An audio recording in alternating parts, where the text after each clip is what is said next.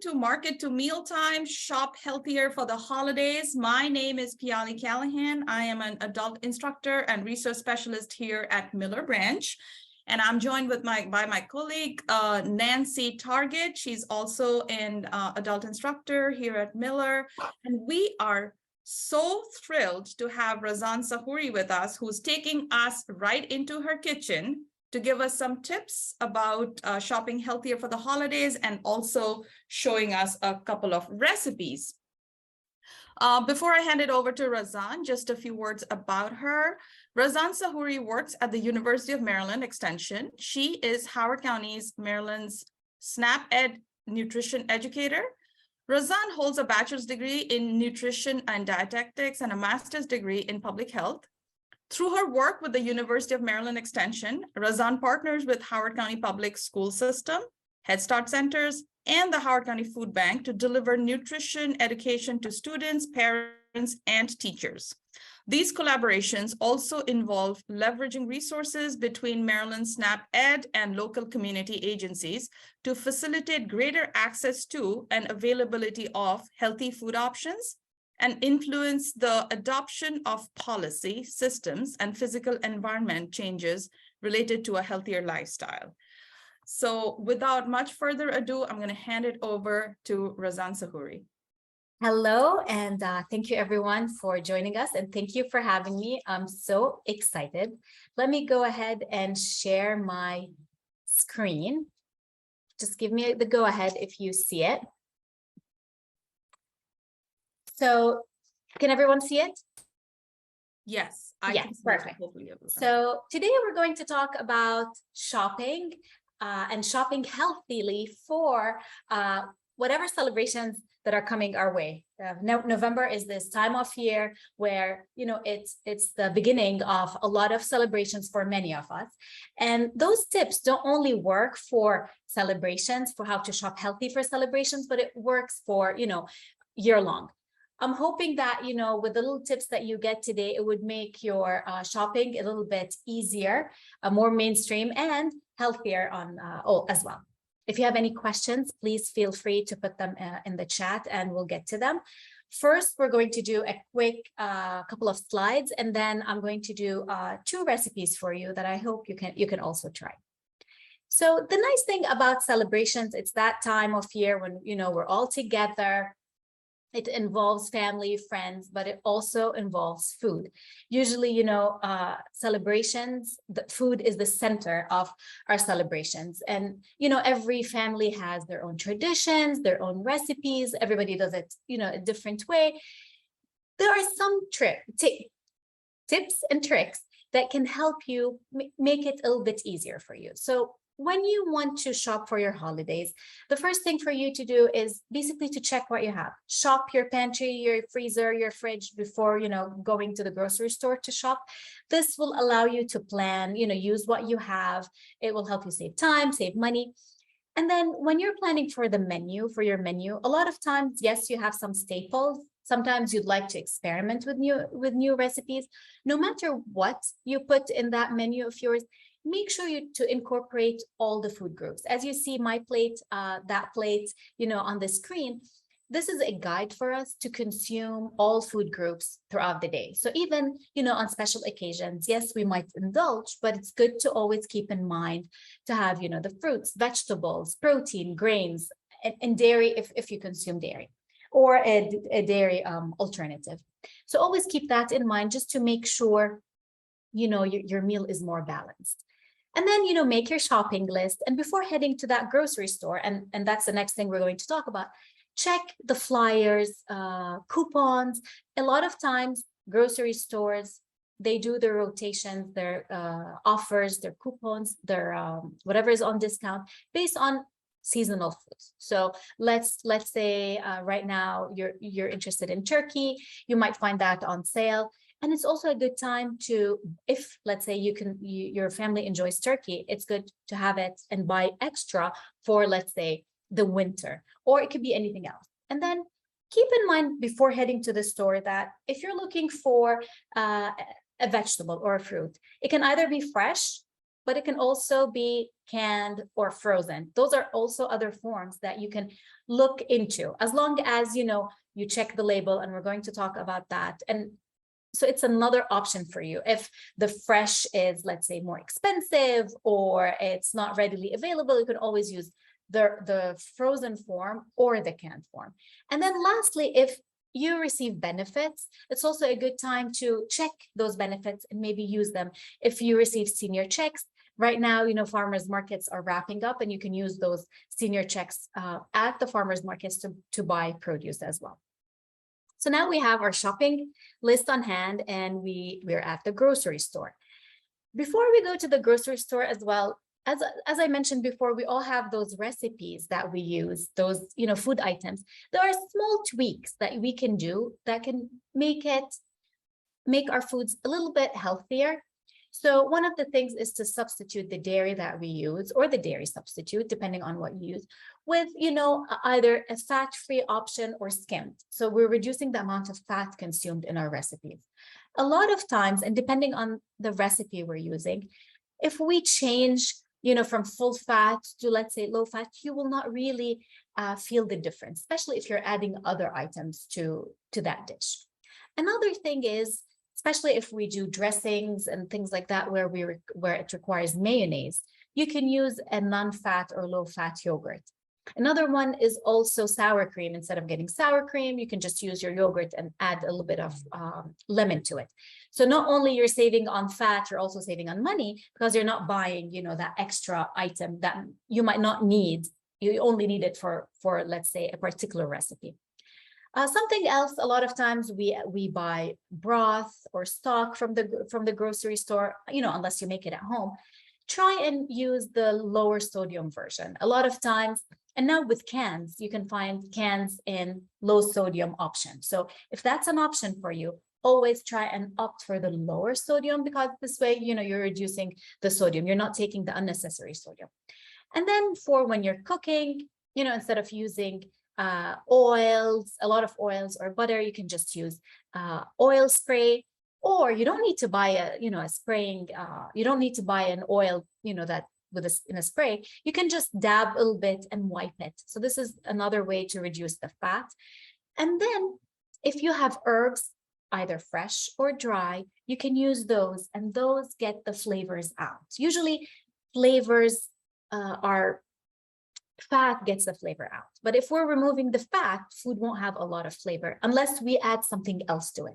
So try adding, herbs in lieu of the butter or fat or sugar or salt, depending on the recipe. And you can also use things like that are lemony, a little bit of sourness it might add, or cinnamon instead of sugar, just to add that flavor without adding, more sugar, but fat or sodium.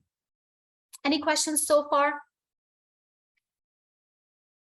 All right. So we're at the grocery store. One easy way to go in and out is and I see somebody that has their hand raised, so please go ahead. Clarice, is that you? Clarice has a question in chat, which is there a way to reduce the bite when using non-fat yogurt? To reduce the what, sorry? Non-fat yogurt. But the beginning of the question, can you repeat that for me? Please. Sure. Is there a way to reduce the bite when using non-fat yogurt? What does the bite mean? Reduce the bite. I'm not sure I'm getting it. Is it the flavor? Like the sourness or the...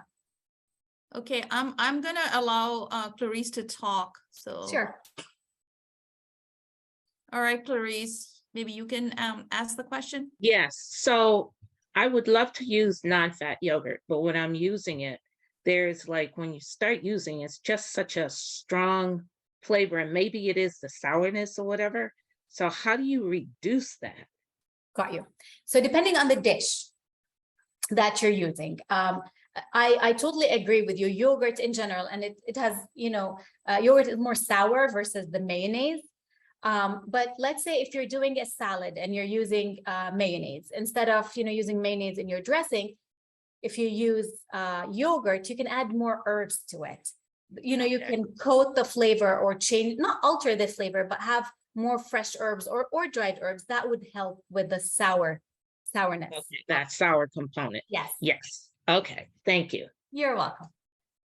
So we get to the grocery store, and one of the easiest things for us to do is to buy either one single ingredient items like fresh fruits, vegetables, even canned or frozen, unless, it has to be one item where, you need to just make sure when you read the label that, for example, I just bought these raisins, that it's only raisins, not sugar added to them.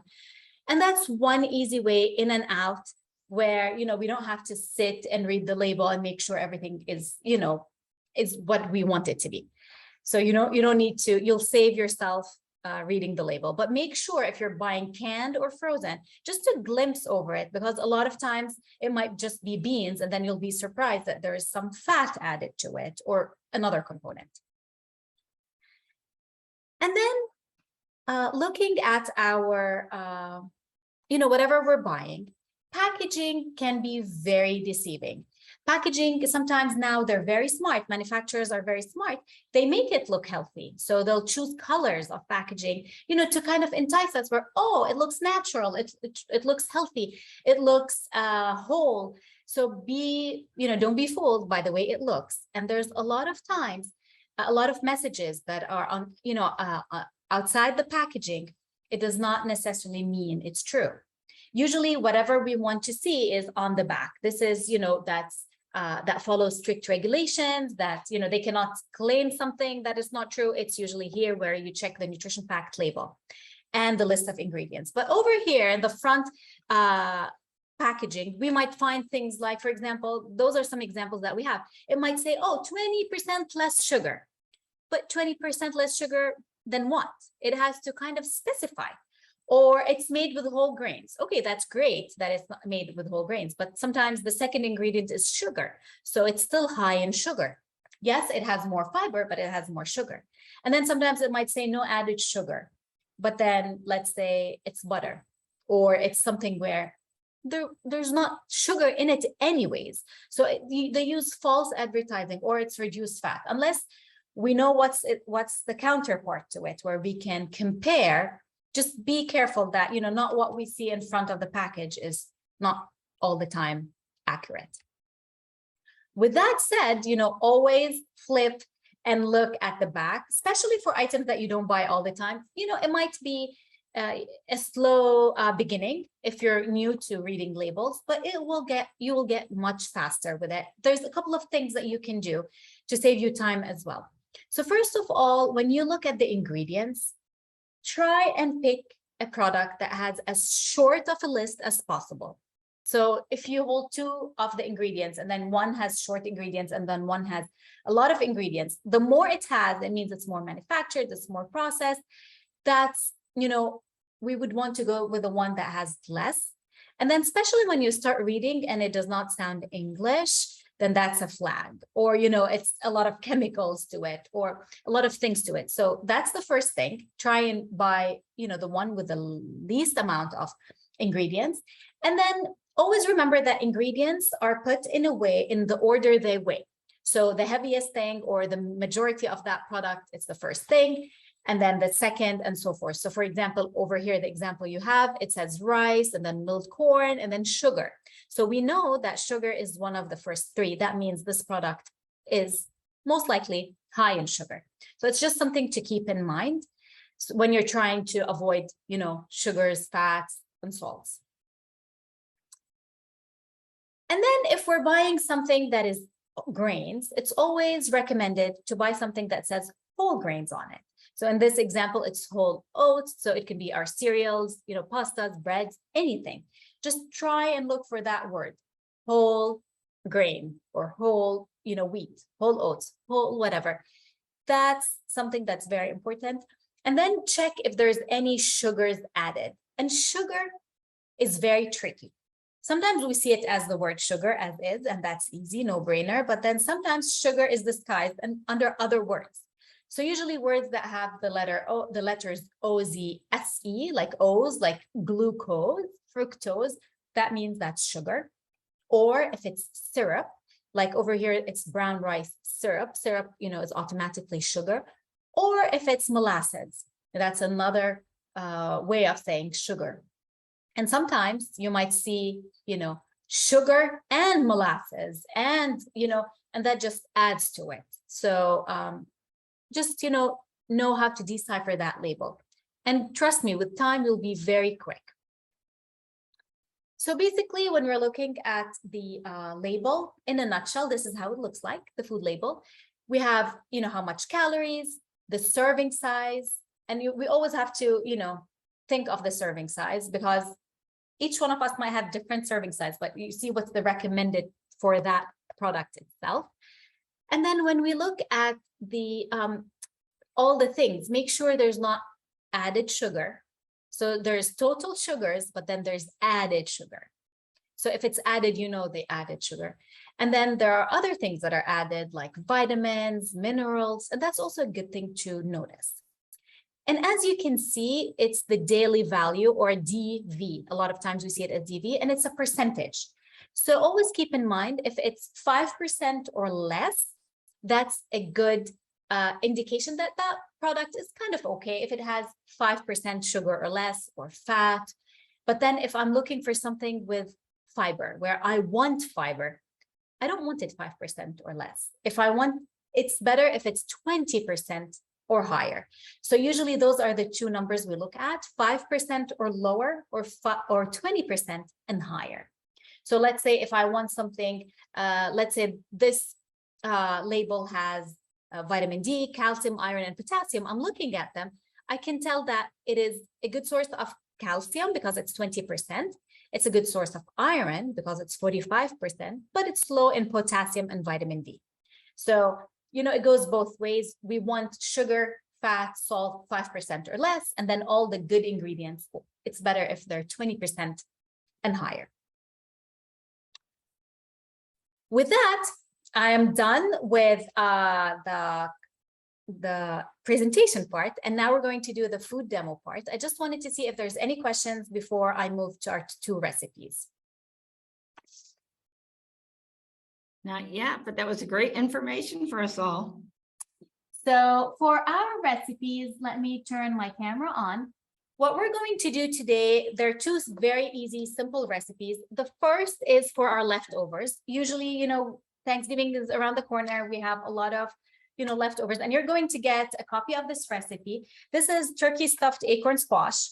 And usually, what we do with our leftover turkey, usually we end up making a sandwich. So this is another alternative.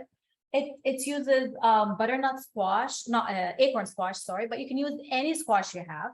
So you get your squash, you half it, and you roast it, and everything is in the recipe. I'm doing only a half because I cut it, I prepared the other half for you to see, and now we're doing this together. So this is kind of cooked. And then we're going to bring our leftover stuffing. This is the great part of this recipe, is where, you're not using something you don't have. So this is the leftover stuffing, and you can use rice to it or anything else. You're going to saute some onions and add it. And if your stuffing has a lot of onions, you don't need to add it. And usually for half of an acorn squash, you need half a cup of stuffing. So just for you to calculate. So we're mixing the stuffing, we're mixing the onions, and then we have our turkey, our leftover turkey. So we're just going to do a quick, you can cut it, shred it the way you like. I like to do that when it's cold. I feel like it's easier. But you can do it, ahead of time. And then the nice thing, you can also use your cranberry sauce as well, or dried cranberries. I'm just using dried cranberries because it's lighter in sugar. So I'm just going to add that to my mix over here. A little bit of cranberries, just to add, some sweetness. And then just to hold it, we're going to use broth, chicken broth. So I'm going to use 2 tablespoons. It's so easy for the next day. And you can use any squash you have. It doesn't have to be acorn squash. So you're just gonna mix it. Get a baking dish. Let me remove this.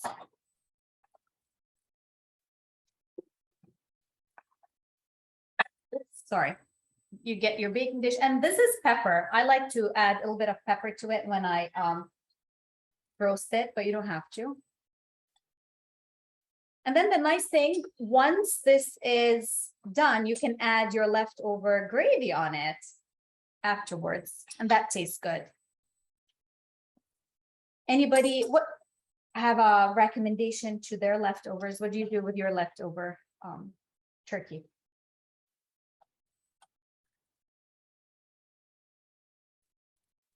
The nice thing with turkey, you can add it to your soups, stews, casseroles. It doesn't have to be sandwich.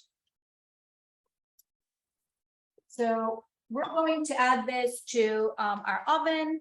It's 350 for 25 to 30 minutes. And the nice thing is it's practically cooked. So, there's no, it's already done. So basically we're just heating them together. And then, oh, it's hot. This is how it turns out to be. It's very, tender, and you see how it's crisp a little bit. It looks good on it. It smells even better.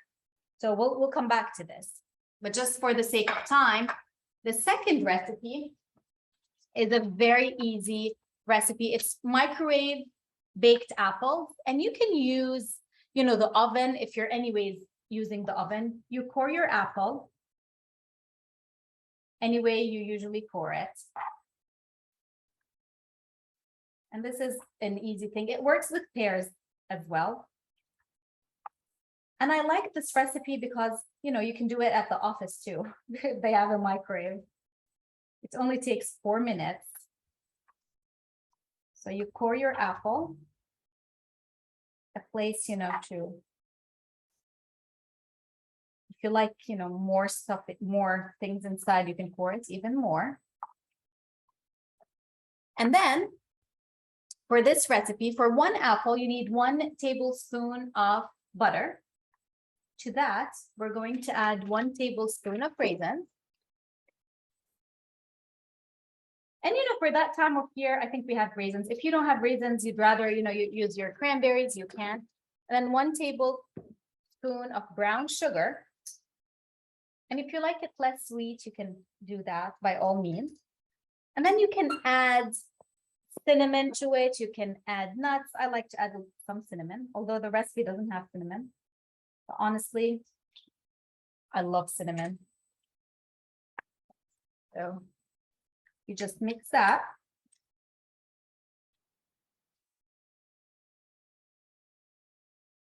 What would you add to it? Anybody have any ideas? And you just stuff your apple like so.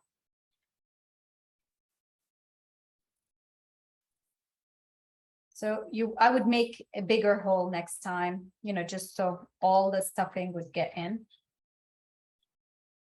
And then you would put it in your microwave for 4 minutes on high. And let me show you how it looks like.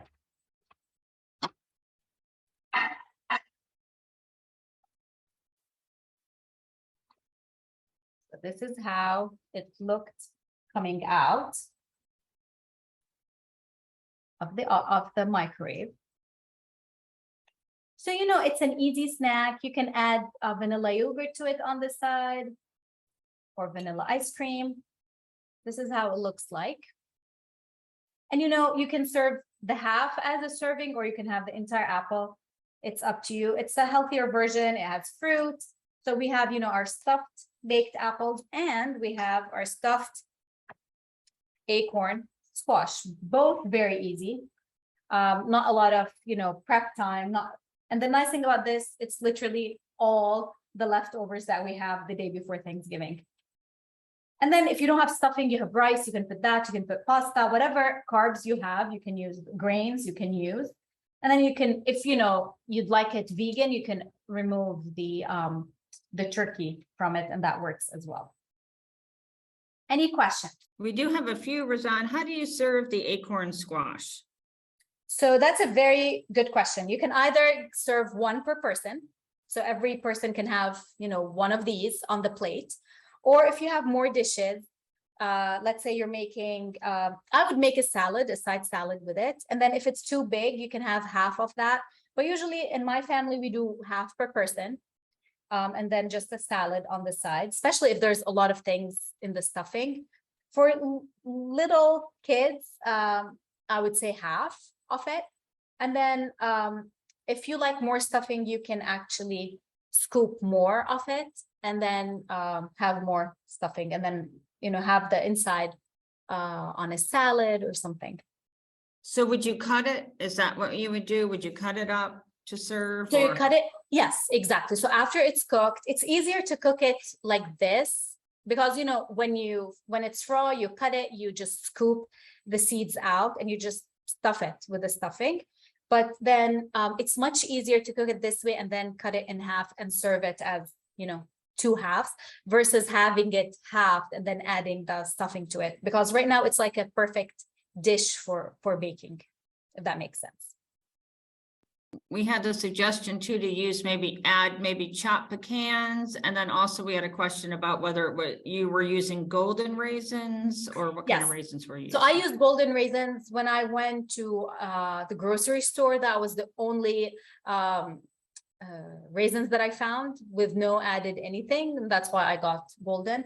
And that's another thing, you know, when you go to the grocery store, go with an open mind, you know, try and see what they have, maybe what's on sale or what's a healthier option, you know, and then based on that, make your decision. And that's why usually I don't get golden raisins, to be honest. Usually I get the regular ones, but these were the ones that I found and I ended up getting them, and they're good. They taste great. I read, I think I was reading quickly that somebody uses the turkey in a salad, and that's great. Yeah, and I used to make sandwiches only, but then I started, depending on how much meat I have left. But yeah, the nice thing about it, you can shred it, and then you don't have to use all of it at once. If you shred it and remove it from the bone, you can also freeze it in small portions and then use those, you know, for later on. Because I feel like we're all excited for turkey, and then 2 days after Thanksgiving, we can't look at turkey anymore. So that's, you know, a good option as well, where you can have a dish or two from your, you know, traditional leftovers that you always make, and then, you know, give it a break. And then once, you know, let's say you went to the grocery store, squash was on sale, you can get it and do something like this, for example. Any other very questions? true. I don't see any other questions yet in the chat. We're going to hang out for a minute and see if anybody has any questions. Everything looks yummy.